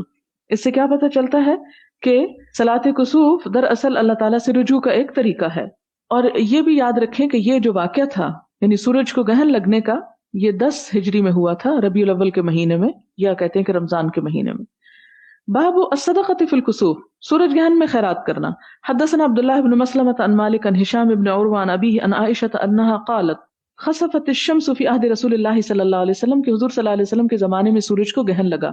فصلی رسول اللہ صلی اللہ علیہ وسلم بالناس، تو آپ صلی اللہ علیہ وسلم نے لوگوں کو نماز پڑھائی۔ فقام، آپ نے قیام کیا، فاطال القیام، لمبا قیام کیا۔ ثم رکع فاطال الرکوع، پھر رکوع کیا اور لمبا رکوع کیا۔ ثم قام فاطال القیام، پھر دوبارہ اسی رکوع کے بعد قیام کیا اور لمبا قیام کیا۔ وہو دون القیام الاول، اور وہ پہلے قیام سے ذرا کم تھا یعنی لمبائی میں۔ ثم رکع، پھر رکوع کیا۔ فاطال الرکوع، رکوع بھی لمبا کیا۔ وہو دون الرکوع الاول، اور وہ پہلے رکوع سے ذرا کم تھا۔ ثم سجد فاطال السجود، پھر آپ نے سجدہ کیا اور لمبا سجدہ کیا۔ ثم فعل فی الرکعۃ الثانیۃ مثل ما فعل فی الاولی، پھر دوسری رکعت میں بھی ایسا ہی کیا جیسے پہلی رکعت میں کیا تھا، یعنی 2 قیام، 2 رکوع اور 2 سجدے۔ ثم انصرف، پھر آپ نے سلام پھیرا۔ وقد انجلت الشمس، سورج جو تھا وہ صاف ہو چکا تھا۔ فخطب الناس، پھر آپ نے خطبہ دیا۔ فحمد اللہ، اللہ تعالیٰ کی حمد و ثنا کی۔ واثنى علیہ، ثم قال، پھر فرمایا ان الشمس والقمر آیتان من آیات اللہ، کہ سورج اور چاند اللہ کی نشانیوں میں سے نشانی ہے۔ لا ينخسفان لموت احد ولا لحیاته، ان کے خسف کا کسی کی زندگی اور موت سے کوئی تعلق نہیں۔ فاذا رأيتم ذلك، جب تم ایسا دیکھو، فاذكروا اللہ وکبروا وصلوا وتصدقوا، تو کیا کرو، اللہ کا ذکر کرو، اس کی تکبیر کرو، نماز پڑھو اور صدقہ کرو۔ صدقہ کیوں کرو؟ کیونکہ انسان کے دل پہ جو غم کے بادل چھاتے ہیں یا پریشانی ہوتی ہے، تو جہاں اللہ کا ذکر انسان کے غموں کو دور کرنے کا سبب بنتا ہے، ایسے ہی گھبراہٹ کے موقع پر صدقہ جو ہے وہ انسان کو تسکین دینے کا سبب بنتا ہے۔ ثم قال یا امت محمد، خطبے میں آپ نے کیا فرمایا تھا؟ یہ سب کچھ بتا کے کہ اس موقع پر کیا تعلیم ہے تمہارے لیے، سورج اور چاند گہن لگے تو تم کو کیا کرنا ہے، نماز، ذکر، تسبیح، صدقہ، اور یہ کرنے کے بعد اور کیا فرمایا؟ آپ نے فرمایا اے امت محمد، واللہ ما من احد اغیر من اللہ ان یزنی عبدہ او تزنی امتہ، کہ اللہ کی قسم کہ اللہ تعالی سے بڑھ کر اس کے بندوں میں سے کوئی غیرت رکھنے والا نہیں۔ اور غیرت کس کو کہتے ہیں؟ غصے کے جوش کو کہتے ہیں، یعنی کسی انسان کو جب انسان کوئی ایسا کام کرتے دیکھے جو خلاف عقل، خلاف حرمت اور خلاف دین، خلاف شریعت، خلاف عادت، یعنی کوئی بھی ایسی چیز جو انسان کو ناپسند ہو، اس کا سبب کوئی بھی ہو سکتا ہے، دین، مذہب، اخلاق، رسم و رواج، کوئی بھی چیز، تو اس موقع پر جو انسان غصے میں ریئیکشن کرتا ہے وہ ریئیکشن غیرت کہلاتا ہے ایک طرح سے۔ تو فرمایا کہ اللہ تعالیٰ سب بندوں سے بڑھ کر باغیرت ہیں کہ ان یزنی عبدہ، کہ اس کا بندہ جب کوئی زنا کرتا ہے یا اس کی بندی کوئی زنا کرتی ہے تو یہ بات اللہ تعالیٰ کو بہت غصہ دلانے والی ہوتی ہے۔ یا امت محمد، اے امت محمد، واللہ لو تعلمون ما اعلم، اللہ کی قسم اگر تم جان لو جو میں جانتا ہوں، لضحکتم قلیلا، تو تم ہنسو کم، ولبکیتم کثیرا، اور رو زیادہ۔ یعنی یہ آپ نے کس موقع پر خطبہ ارشاد فرمایا؟ سورج گہن کے موقع پر۔ اور یہ کیوں؟ اس میں آپ دیکھیں کہ پوری حکمت نظر آتی ہے ہمیں آپ صلی اللہ علیہ وسلم کی تعلیم کی۔ پہلی بات تو یہ ہے کہ آپ صلی اللہ علیہ وسلم کی تعلیم کا طریقہ یہ ہوتا کہ موقع کی مناسبت سے آپ رہنمائی فرماتے تھے کہ اس موقع پہ کرنا کیا چاہیے۔ اسی طرح ہمیں بھی تعلیم دیتے وقت دیکھنا یہ چاہیے کہ کیا موسم ہے، کیا موقع ہے، کیا وقت ہے، کیا ضرورت ہے، اس ضرورت کو پورا کرنا چاہیے، نہ کہ صرف واز برائے واز ہو یا لمبی چوڑی ادھر ادھر کی irrelevant کہانیاں سنائی جائیں۔ نہیں، ضرورت اور موقع کے مطابق بات۔ پھر اس موقع کی مناسبت سے کہ دل نرم ہوتے ہیں، کسی خاص ایسی چیز یا غلطی یا گناہ سے بچنے کی بھی تعلیم یا تلقین کر دی جائے کہ جسے اس وقت دل قبول کرنے کو تیار ہوتے ہیں۔ اور یہاں پر آپ دیکھتے ہیں کہ آپ صلی اللہ علیہ وسلم نے بالکل آؤٹ آف دا کانٹیکسٹ زنا کا ذکر کیا، کیونکہ ایسی برائی ہے جو چھپی ہوئی ہوتی ہے، اور انسان جب کوئی آفت اور مصیبت کا وقت ہوتا ہے تو ان گناہوں کو بھی یاد کرنے لگتا ہے جو کسی کو پتہ نہیں ہوتے. ایک تو جنرل گناہ ہے جو عام روزمرہ زندگی میں سب کسی کے ساتھ زیادتی ہو رہی، کسی کا دل دکھایا جا رہا ہے، وہ تو اپنی جگہ. لیکن ایسے موقعوں پہ جب انسان خلاف واقع، خلاف توقع کوئی ایسا حادثہ، ایسی تکلیف، ایسی نشانی دیکھتا ہے تو پھر اس کو یاد آتا ہے اچھا میں نے وہ جرم بھی کیا تھا جو کسی کو نہیں پتا.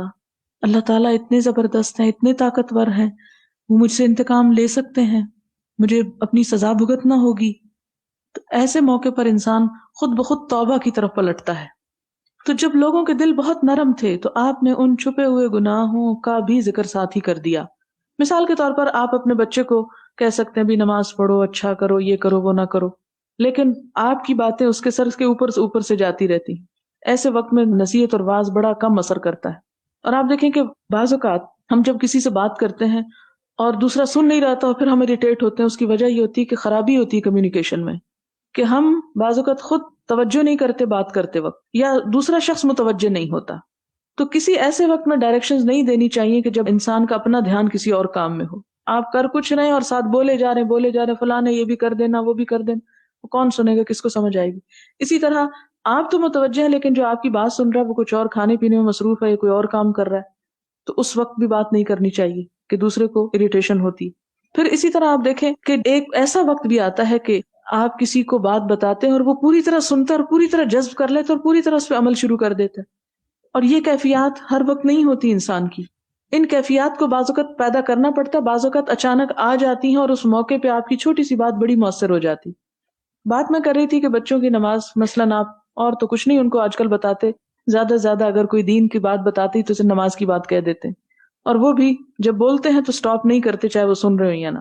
اب آپ دیکھیں کہ مثلاً آپ کا بچہ چولہے کے قریب کوئی کام کر رہا تھا، اس کا ہاتھ جل گیا، یا مثال کے طور پہ کوئی چیز کاٹ گئی اس کو یا کچھ. یہ ایسا موقع ہوتا ہے کہ جس میں آپ ایک آدھا سینٹنس بھی بول کے اسے احساس دلا سکتے ہیں کہ دیکھو اگر نماز نہیں پڑھو گے تو قیامت میں بھی یہی ہوگا، یا اگر جھوٹ بولو گے تو اس کا نتیجہ یہ ہوگا.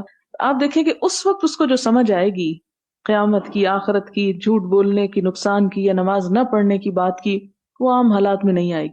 لیکن اس وقت عموماً مائیں کیا کرتی ہیں، ایک بچے کو تکلیف اوپر سے ڈانٹ ڈپٹ شروع کر دی، اوپر سے سب کو گھبرا دیا، پریشان کر دیا، اور وہ جو کرنا چاہیے وہ نہیں کرتے اور جو نہیں کرنا چاہیے وہ اپنی گھبراہٹ کے ساتھ. اب آپ دیکھیں کہ ایک یہ بھی ہو سکتا تھا کہ سورج گرہن لگا اور لوگ چیمگوئیاں کر رہے ہیں کہ آپ صلی اللہ علیہ وسلم کے بیٹے کی وفات ہوئی ہے اس لیے سورج گرہن لگا، اور آپ ان کو چھوڑ دیتے اچھا جو مرضی کہتے رہے مجھے کیا.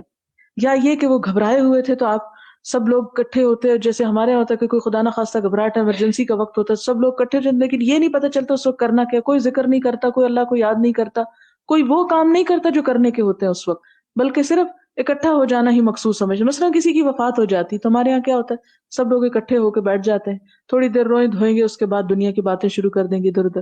وہ اتنے نرم دل ہوتے ہیں اس وقت، اگر آپ ان کو کوئی کام کی بات بتا دیں اور کوئی دعا کر لیں تو وہ تسکین کا بھی سبب ہو سکتا ہے اور لوگوں کی تعلیم کا بھی سبب. پھر ایک بات ہمیں یہاں سے یہ بھی پتہ چلتی کہ آپ صلی اللہ علیہ وسلم نے اس وقت صرف نماز نہیں پڑھائی بلکہ اس کے ساتھ ساتھ دعا بھی کی، اور صرف دعا ہی نہیں کی بلکہ اس کے ساتھ تعلیم بھی دی. تو ایسے مواقع میں بھی آپ صلی اللہ علیہ وسلم تعلیم کا عنصر نہیں جانے دیتے تھے. تعلیم آپ کی پرائرٹی نمبر 1 تھی کہ ہر موقع پر آپ عبادت، دعا، ذکر سب کے ساتھ کچھ نہ کچھ حصہ تعلیم کا بھی رکھتے تھے. اور یہی وجہ ہے کہ وہ جاہل قوم جو تھی وہ چند سالوں میں دنیا کی سب سے زیادہ لٹریٹ قوم ہو گئی تھی. اور ہم جہالت میں اس لیے چلے گئے کہ ہماری شادیاں وقت کا ضیاع، ہماری وفات وقت کا ضیاع، ہمارے اور کھانے پینے کے جو طریقے ہیں ان سب میں وقت کو اس بے دردی سے ضائع کرتے ہیں کہ ہمیں احساس نہیں ہوتا، حالانکہ انہی مواقع میں ہم کچھ نہ کچھ سیکھنے سکھانے کا بھی انتظام کر سکتے ہیں. پھر اسی طرح آپ دیکھیں کہ مثال کے طور پر اگر ہم اپنے کھانے کے ٹائم کو کسی دن کیلکولیٹ کریں، ناشتہ کرنے لگے اور جس وقت اینڈ کریں تو اپنا ٹائم نوٹ کر لیں کہ آدھا گھنٹہ مثال کے طور پہ، دوپہر کا کھانا کھانے لگے ٹائم نوٹ کر لیں، رات کا کھانا کھانے لگے ٹائم نوٹ کر لیں، اس درمیان میں آپ جو کچھ کھاتے شاتے رہتے ہیں اس کو بھی ٹائم نوٹ کر لیں. ٹوٹل ایک دن میں کھانے کا ٹائم آپ نوٹ کریں کہ کتنا ٹائم آپ سپینڈ کرتے ہیں، اور اس کے مقابلے میں پھر جب آپ فجر، ظہر، عصر، مغرب، عشاء پڑھیں وہ بھی ٹائم نوٹ کر لیں. تو آپ دیکھیں گے کہ جتنا آپ کھانے میں ٹائم لگاتے ہیں اس سے آدھے ٹائم میں آپ نمازیں پڑھ لیتے ہیں. اس کے باوجود کھانا ہم پہ کبھی بوجھ نہیں ہوا، وہ ہم پہ کبھی گراں نہیں گزرا، لیکن نمازیں ہم پہ بہت گراں گزرتی ہیں. تو اس کی وجہ کیا ہے؟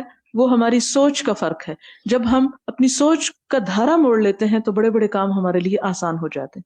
پھر تو لوگوں کے لیے اپنی جان تک قربان کرنا جو ہے وہ بھی آسان ہو جاتی ہے. تو موت سے بھی ڈر نکل جاتا ہے انسان کے دل سے جب سوچ واضح ہوتی ہے، جب مستقبل اور منزل نظر آتی ہے.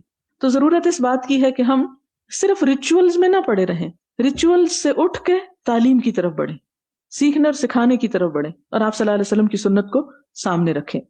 تو یہاں پر آپ نے چونکہ سورج گہنا گیا، چھپ گیا سورج، تو اس میں چھپے ہوئے گناہوں کا ذکر آپ نے ساتھ فرما دیا، اور پھر فرمایا کہ کاش تم جانتے جو میں جانتا ہوں. یعنی آگے تمہیں جو حساب کتاب قبر میں بھی جا کے چھپ جاتا ہے انسان، دنیا والوں کی نظر سے اوجھل ہے. وہاں جو کچھ تمہارے ساتھ ہوگا وہ جو میں جانتا ہوں کاش تم جان لیتے تو تمہیں پتہ چلتا کہ حال کیا ہوگا. پھر تم ایسے غلط کام کبھی نہ کرتے، پھر چھپ کے بھی لوگوں سے غلط کام نہ کرتے کہ دوسری جگہ جب جا چھپیں گے تو وہاں کیا پیش آئے گا. اور یہی وجہ تھی کہ آپ صلی اللہ علیہ وسلم کی تعلیم صرف تعلیم نہیں، تربیت بھی تھی.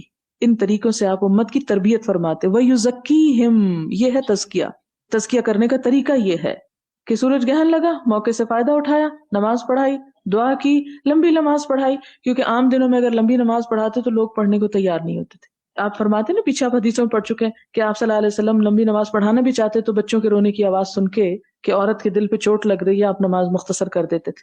لیکن اس موقع پہ جب لوگ ڈرے، سہمے، خوف زدہ تھے، آپ نے موقع سے فائدہ اٹھا کے ان کو طویل نماز پڑھائی، کہ بجائے اس کے کہ اگر ہلکی نماز پڑھ کے پھر یہ باتیں شروع کر دیں، کیونکہ کام تو انہوں نے کوئی کرنا نہیں ہوتا. یہی ہے نا کہ جس دن کو ایمرجنسی تو ہم چھٹی کر لیتے ہیں. ہمارے ملک میں تو خیر بہت ہی رواج ہے.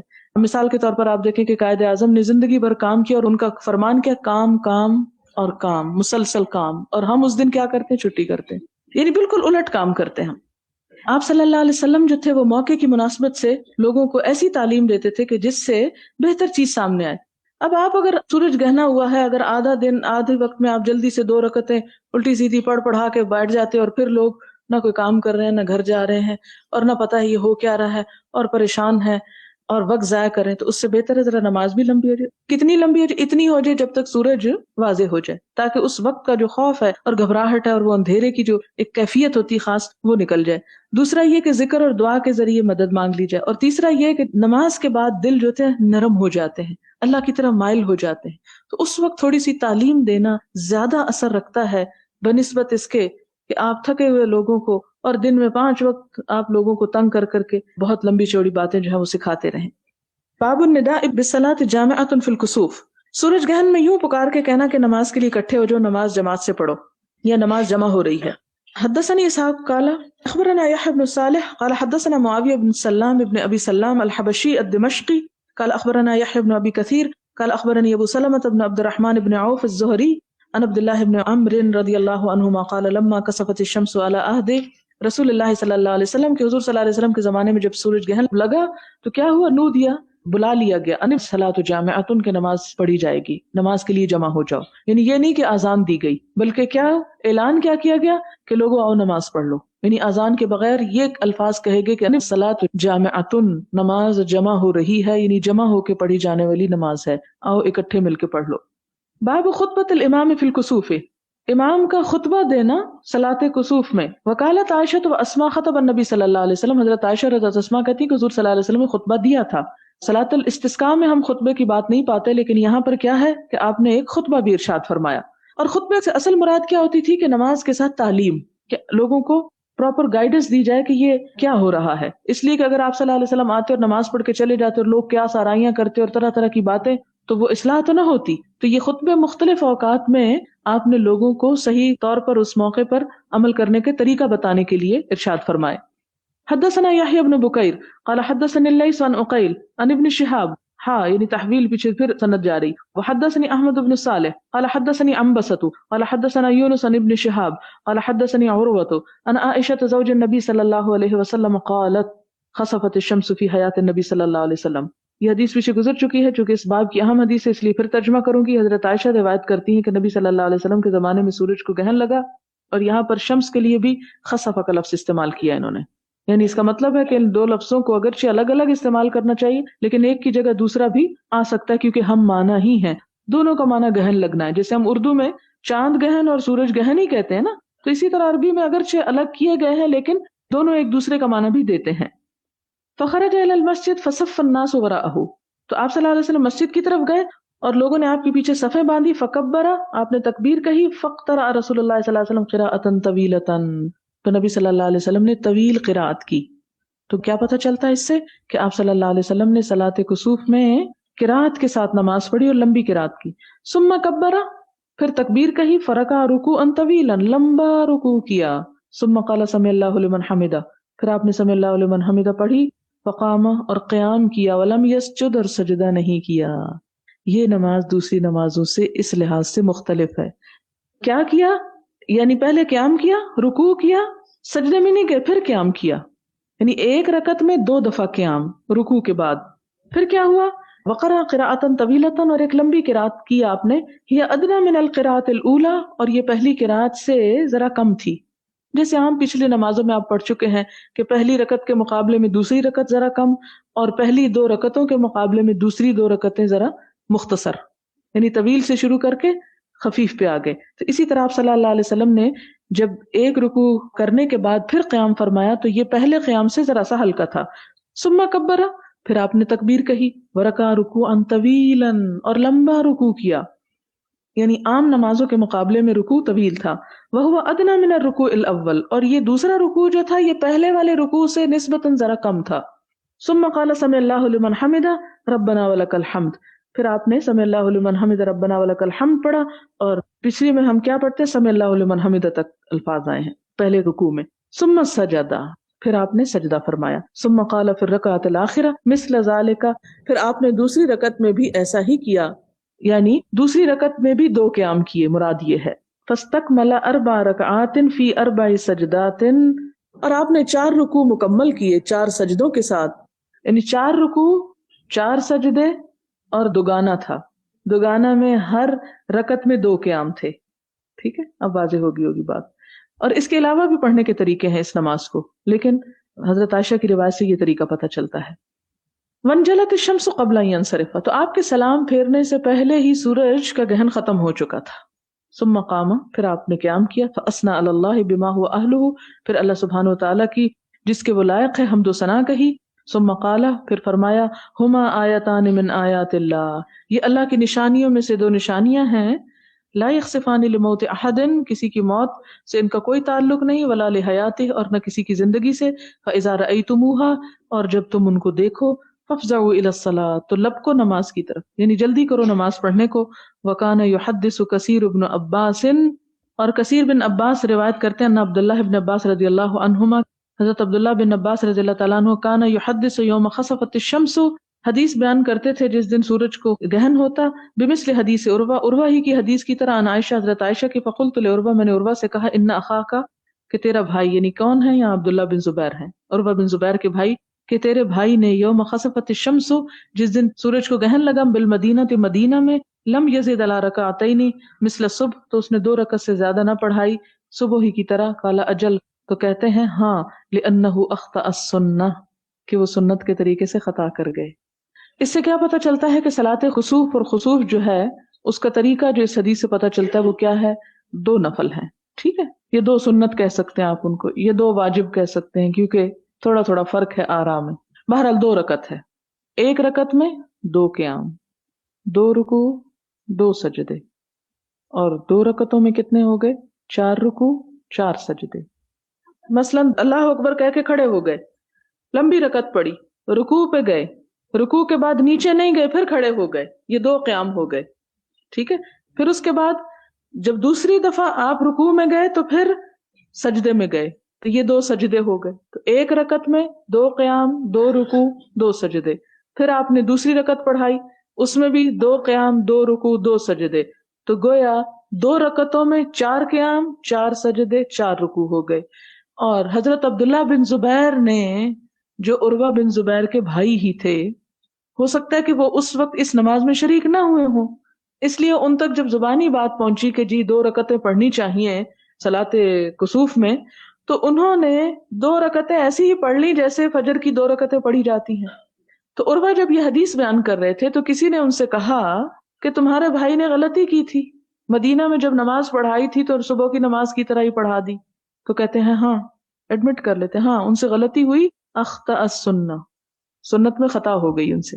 اس سے کیا پتہ چلتا ہے کہ خطا کسی بھی انسان سے ہو سکتی ہے، اور جان بوجھ کے اگر خطا نہ کی جائے تو اس پہ پکڑ نہیں.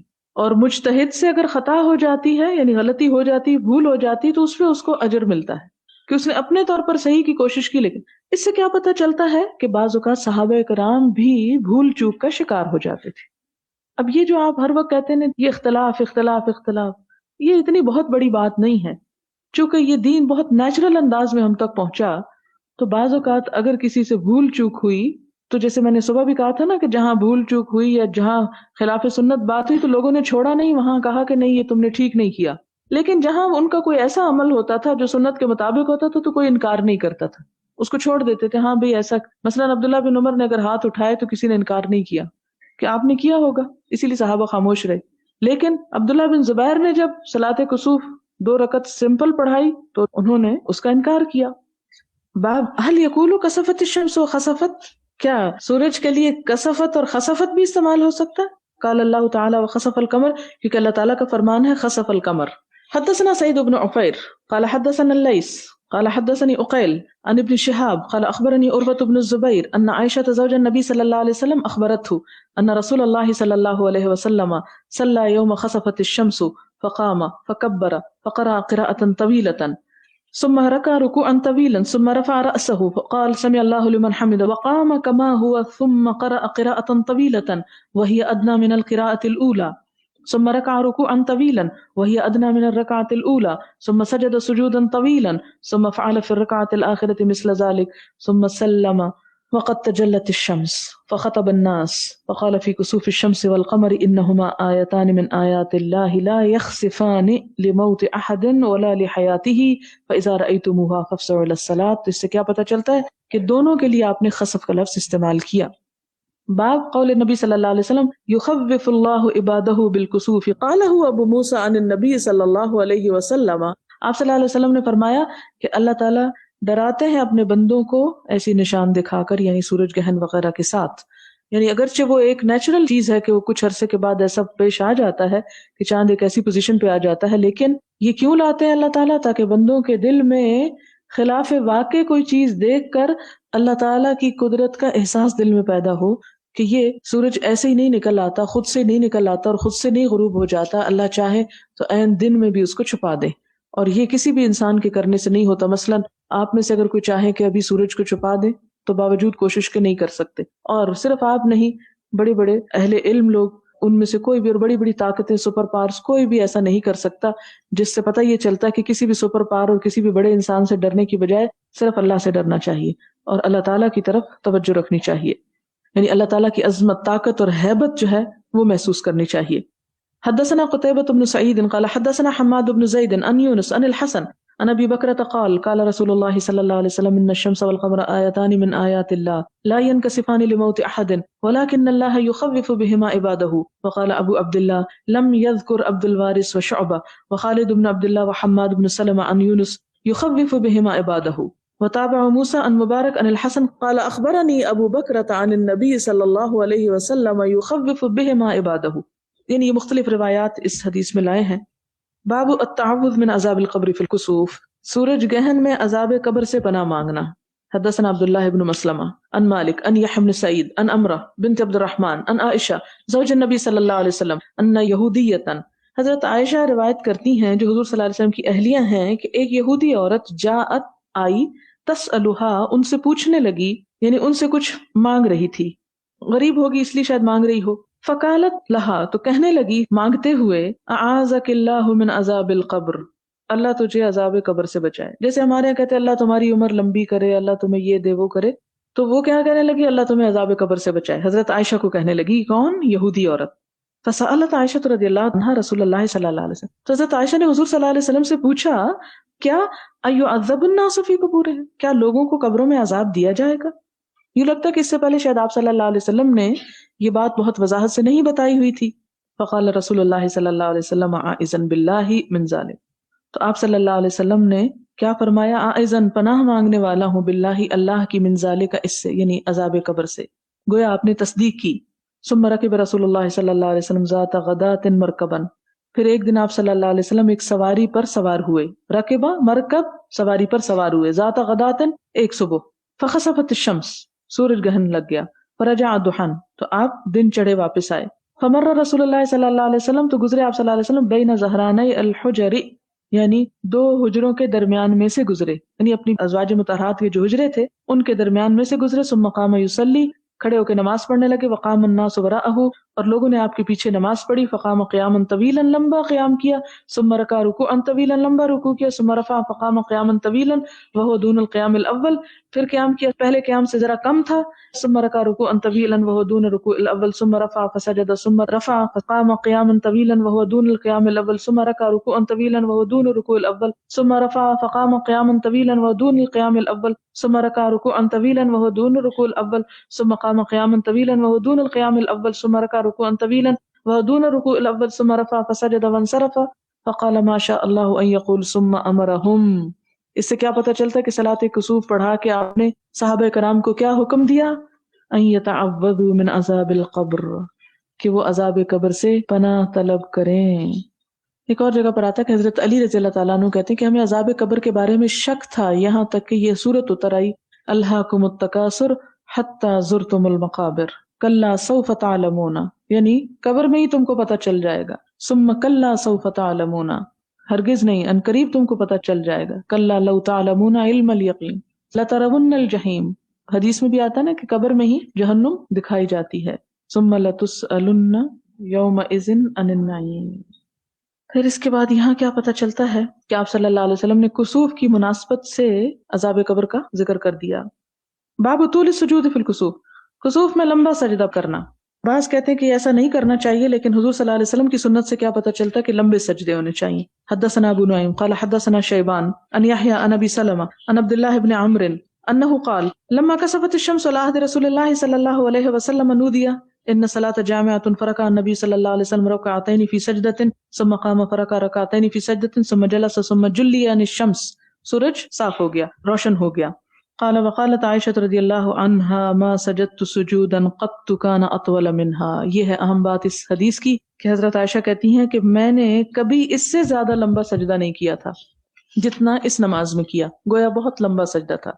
باب صلاۃ الکسوف جماعتن، جماعت کے ساتھ کسوف کی نماز پڑھنا، یعنی تنہا نہیں، یہ مل کے پڑھنی چاہیے. وصلی ابن عباس لہم، اور ابن عباس نے نماز پڑھائی ان کو، یعنی لوگوں کو. کہاں؟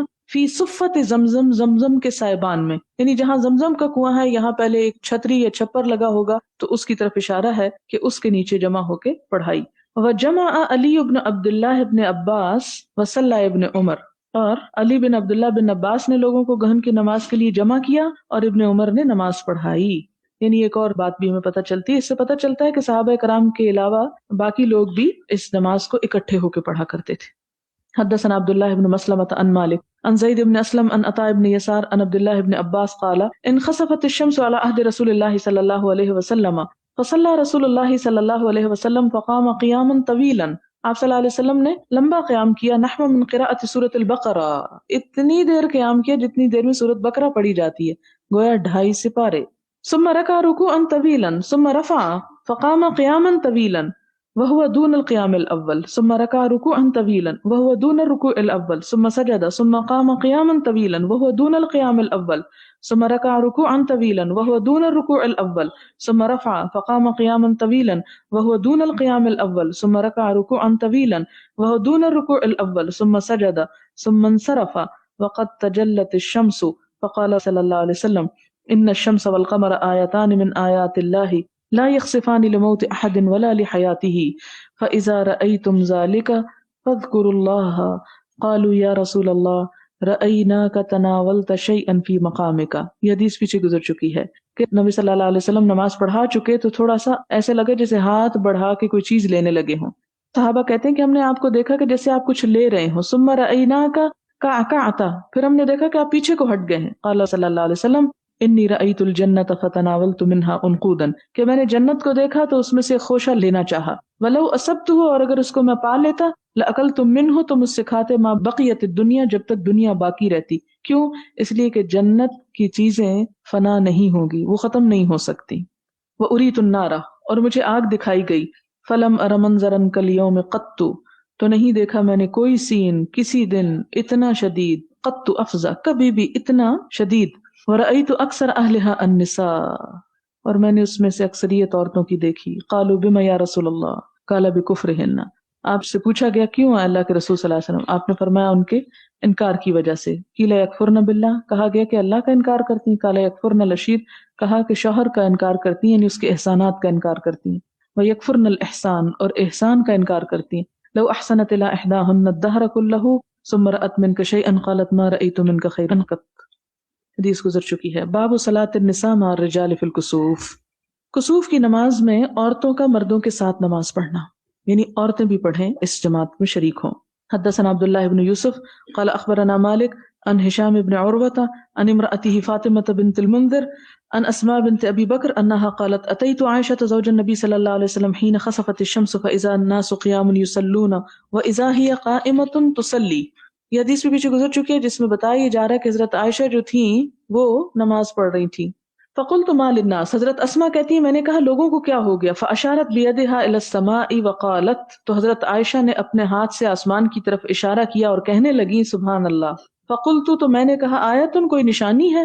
فاشارت، تو حضرت عائشہ نے اشارہ کیا اے نعم، یعنی ہاں، یعنی بولی نہیں بلکہ اشارے سے بتا دیا کہ ہاں نشانی ہے. قالت، کہنے لگی فقمت، کون کہتی ہے؟ حضرت اسما. میں کھڑی ہوئی. حتی تجلان الغشی، اتنا کھڑی ہوئی کہ مجھ پہ غشی چھا گئی، میں بے ہوش ہونے لگی. فجعلت اصب فوق رأس الماء، تو میں اپنے سر پہ پانی ڈالنے لگی، شاید گرمی ہوگی یا لوگوں کا رش.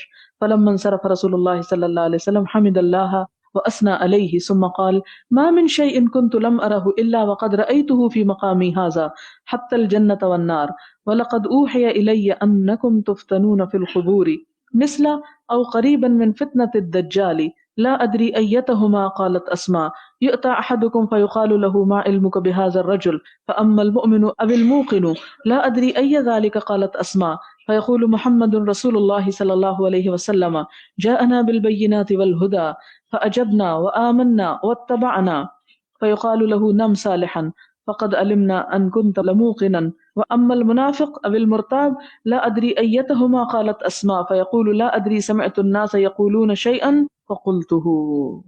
یہ حدیث گزر چکی ہے جس سے پتہ یہ چلتا ہے کہ عورتوں کو بھی ایسی نمازوں میں حاضر ہونے کی اجازت دی گئی. اور اب آپ دیکھیں کہ اس صلاۃ کسوف کی جو راوی ہیں وہ زیادہ تر حضرت عائشہ اور حضرت اسماء ہی ہیں. اور اگر یہ کہا جاتا نہیں عورتیں نہیں آئیں تو ایک بڑے علم سے ہم محروم رہ جاتے. چلیں الحمدللہ آج کی حدیث اسی ابواب الکسوف میں سے انشاءاللہ ریڈنگ کر لیتے. ہم آئیں گے، شروع میں آ جائیں. پہلی ہی حدیث پڑھ لیتے ہیں 1040 باب الصلاۃ فی کسوف الشمس. ٹھیک، سب کو مل گئی؟ حدثنا عمرو بن عون قال حدثنا خالد عن يونس عن الحسن عن ابي بكرة قال كنا عند رسول الله صلى الله عليه وسلم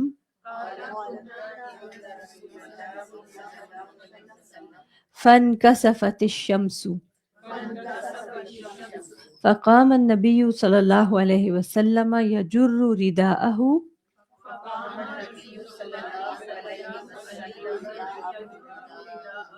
حتى دخل المسجد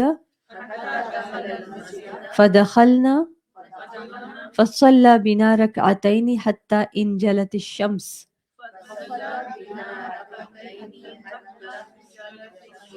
فقال صلى الله عليه وسلم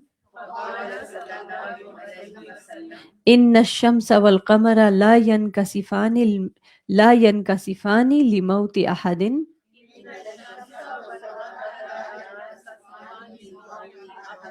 فإذا رأيتموها فصلوا وادعوا حتى يكشف ما بكم.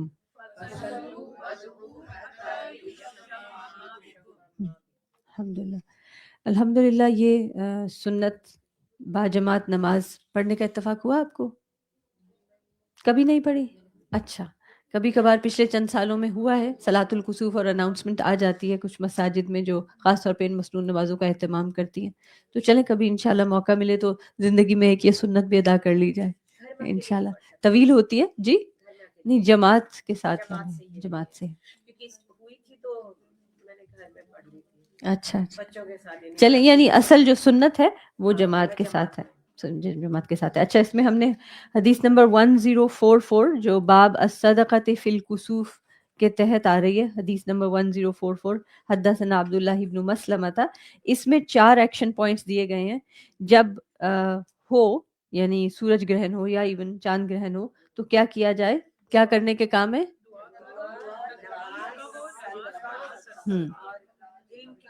حدیث کے الفاظ بتائیں. ایکشن آئٹمز 4 ایکشن آئٹمز ہیں. فدعوا اللہ، وکبروا وصلوا وتصدقوا. ٹھیک ہے، یہ 4 کام ہیں.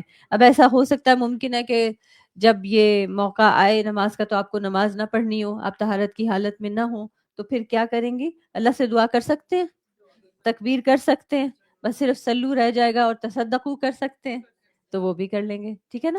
تو یہ چاروں جو ہیں یہ یاد رکھنے کی چیزیں ہیں. ایسا نہیں ہے کہ پھر انسان محروم فیل کرے کہ وہ ہم نماز نہیں پڑھ سکتے. کوئی بات نہیں، نماز نہیں پڑھ سکتے، باقی 3 کام ایسے ہیں جو حدیث میں آئے ہیں تو ہمیں یہ کرنے چاہیے. لیکن کیا ہوتا ہے، آپ نے دیکھا ہے کہ اب ریسنٹلی خاص طور پہ یہاں نارتھ امریکہ میں کیا ٹرینڈ ہے، جب بھی کوئی ایسی چیز ہونے لگتی ہے تو کیا آتا ہے جی، ایک بہت ہائپ کریٹ ہوتی ہے، پہلے سے فورکاسٹ آ جاتی ہے، اور پھر اس کے بعد کیا ہوتا ہے، آپ کو پتہ ہے کہ جی دیکھ رہے ہوتے ہیں. ٹھیک ہے، ایکلپس پارٹیز شروع ہو گئی ہیں. ایکلپس پارٹی کہ جب گرہن ہوتا ہے تو کچھ لوگ بالکل یعنی دوسرے اینڈ پہ چلے گئے. کہاں کہ یہ اللہ تعالیٰ کی نشانیاں ہیں جس سے ہمیں دل میں خوف محسوس کرنا چاہیے، اللہ تعالیٰ کے آگے عاجزی کرنی چاہیے، سوچنا چاہیے کہ یہ کیا ہو رہا ہے. اور دوسری طرف کہ وہ باقاعدہ ایک طرح سے شیطان کی پرستش والی بات شروع ہو جاتی کہ وہ سیٹنک پارٹیز اور اس میں کیا کیا ہر طرح کی یعنی جو حدود وہ پامال کی جا رہی ہوتی ہیں. تو یعنی اس مائنڈ سیٹ کو چینج کرنے کی ضرورت ہے، کیونکہ اس سے ہوتا کیا ہے، ہم ڈی سینسٹائز ہو جاتے ہیں. جب کچھ لوگ پارٹی کر رہے ہیں ایک خاص چیز پہ تو باقی لوگ کیا کرتے ہیں، وہ at least we are not going to the party. آپ اپنی گیم میں لگے ہوئے ہیں، آپ اپنے نارمل سب روٹین کر رہے ہیں، یا اٹس اوکے. ہم نہیں، نارملائز نہیں، ہم یہاں سے کیا دیکھ رہے ہیں کہ اتنی زیادہ تاکید ہے کہ نبی صلی اللہ علیہ وسلم نے ان کو کہا آیاتان، یہ 2 نشانیاں ہیں، یعنی اہم چیزیں، اہم وقت ہے. جماعت کا حکم ہے کہ سب مل کے جماعت کریں، نماز پڑھیں. جی یہاں پہ ایڈریس ڈال دیتے ہیں کہ اس جگہ سارے میدان پہ مل رہے ہیں. اچھا ہیو اے سائٹ سینگ. ابھی ہوا تھا اوکے کیونکہ یونیورسٹی میں بچے بتا رہے تھے کہ اس طرح سے ان کا پورا ایک جگہ بنا جی جہاں پہ every is selling those چشمہ، اور پورا ایک پارٹی کا ماحول تھا. اوکے ایک میدان میں جہاں نماز جی، کی بات ہے، we are doing just everything. بس وہ ایک ہائپ کریٹ ہو گئی، دوسری طرف چل پڑے. صدقہ کرنے کی بجائے اس سے ریلیٹڈ آئٹمس پروڈکٹس آ جاتی ہیں. ابھی آئی تھنک اس سے بھی کوئی بہت یونیک ایونٹ تھا کہ پتہ نہیں کون سا میٹیورائٹ ہے جو 100,000 ایئرز میں آتا ہے اینڈ آل. تو اس کی تو باقاعدہ آن لائن بہت ساری پروڈکٹس اس کے لیے پرسنلائز کر کے بنا دی گئی تھی اور ان کی سیل ہو رہی تھی. دس از سو اسٹرینج. تو کم از کم ہمیں اور آپ کو جو اہل ایمان ہیں اور جن کے پاس اب یہ ابواب الکسوف بھی پڑھ رہے ہیں، تو ہمیں ان چیزوں سے دور بھی رہنا ہے اور دوسروں میں اویئرنیس بھی دینی ہے. کیونکہ ہو کیا رہا ہے اصل میں، جب سے جب سے ہم یہاں پر آ کر اسیمولیٹ ہو رہے ہیں نا سوسائٹی میں، تو ہماری ہی اپنی مسلم یوتھ ان سب چیزوں میں انوالو ہونے لگی ہے. And to them it's normal. وہ کہتے ہیں جب سب کی پارٹی ہو رہی ہے، جیسے آپ نے بتایا یونیورسٹی میں اب ہو رہی ہے، تو ان کے لیے اٹس ڈیفیکلٹ نا. تو آئی تھنک بہت ضرورت ہے کہ یعنی ان تمام احادیث تو نہیں، لیکن کم از کم 1-2 احادیث ضرور فیملی کے ساتھ بیٹھ کے ڈسکس کی جائیں، شیئر کی جائیں، بتایا جائے کہ یہ ایکشن آئٹم ہے کرنے کے، کہ جب وقت آئے پہلے سے ایجوکیٹ کر دیں، کیونکہ اس وقت پھر لوگوں کے میسیجز اور یہ سب چیزیں شروع ہو جاتی ہیں. بہت گھبرانا نہیں ہے، بہت اوور اسکیئرڈ نہیں ہونا، ایسی کوئی چیز نہیں پھیلانی کہ کوئی بہت بڑا مسئلہ آ گیا. اللہ تعالیٰ کی طرف سے آیا ہے، اللہ تعالیٰ کی طرف رجوع کریں یا تا وقت کہ یہ وقت گزر جائے. جی جی شوق پیدا ہوتا ہے تو کیا صحیح ہے اس کو دیکھنے کے لیے سورج کو، لیکن یہاں سے تو پتہ چل رہا ہے کہ آیات یعنی نشانیاں ہیں، تو ہم ہاں اب تک دیکھنے کی تو کوئی بات نہیں ہے، ایون دو ابھی باب میں کچھ احادیث باقی ہیں. ہاں یہاں پہ تو کوئی ایسی دیکھنے کی بھی بات نہیں ہوئی، لیکن لیٹس سی اگر چیپٹر کمپلیٹ ہوتا ہے اس کے بعد کہیں کوئی بات آتی ہے، میں انشاءاللہ دوسری بک میں بھی چیک کر لوں گی. ہمارے پاس انشاءاللہ دیکھ لیتے ہیں آگے کہ اگر کوئی اب تک تو کوئی ممنوع کی حدیث نہیں آئی، اور خاص طور پہ یہ بات کہ ہمیں کرنا کیا ہے. یہ تو ٹھیک ہے کہ کیا نہیں کرنا، لیکن کرنا کیا ہے. جہاں کرنے کی بات آ جائے وہاں پہ آٹومیٹکلی انسان ان چیزوں سے ہٹ جاتا ہے جو لیک آف ڈائریکشن کی وجہ سے لوگ کرنے لگتے ہیں. اچھا، ایک اہم بات یہ، بس انشاءاللہ اب علم اسی لیے حاصل کر رہے ہیں، گو ایون کہ یہ ایک چھوٹی سی جماعت ہے، تھوڑے سے لوگ ہیں، لیکن انشاءاللہ ان کے ذریعے بہت سی روشنی پھیل سکتی ہے. سبحانک اللہم و بحمدک، اشہد ان لا الہ الا انت، استغفرک و اتوب الیک. اہم بات آپ کے لیے یہ ہے کہ کتاب الجمعہ سے کتاب الوتر